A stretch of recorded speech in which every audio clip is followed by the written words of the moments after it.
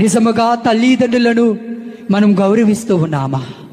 మనకి దేవుడిచ్చినటువంటి 10 ఆజ్ఞలలో ఇదిగో 4వ ఆజ్ఞలో కూడా ఉంది, ఇమిడి ఉంది, నీ తల్లిదండ్రులను గౌరవించుదువు కాక అని తెలియపరి ఉంది. ప్రియబిడ్డ, పూర్ణ హృదయముతో, పూర్ణ ఆత్మతో, పూర్ణ శక్తితో, పూర్ణ బలముతో నీ తల్లిదండ్రులను గౌరవిస్తూ ఉన్నావా?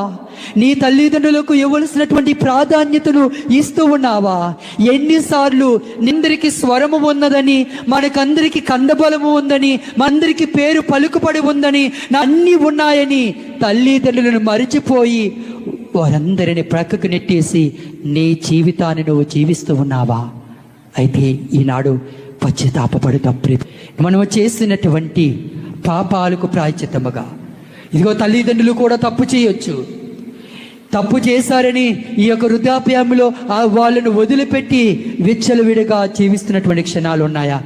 అయితే మత్తయి సువార్త, ఏ కొలతతో కొలుతువో అదే కొలతను నీకును ఇవ్వబడుతూ ఉంది. ప్రియబిడ్డలారా, నీ తల్లిదండ్రులను నువ్వు బాగుగా చూసుకోలేకపోతే ఇదిగో అదే కొలత కూడా మనకి ఇవ్వబడుతూ ఉంది.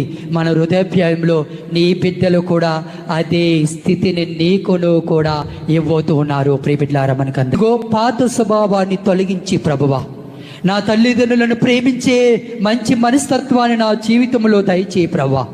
నాలో దాగి ఉన్నటువంటి పాపపు శిలను, నాలో దాగి ఉన్నటువంటి ప్రతి మచ్చను, నాలో దాగి ఉన్నటువంటి ప్రతి ఒక్క పాపాన్ని అవన్నీ కూడా తొలగించి ప్రభువా, నీ పరిశుద్ధమయముగా నన్ను మలుచు ప్రభువా.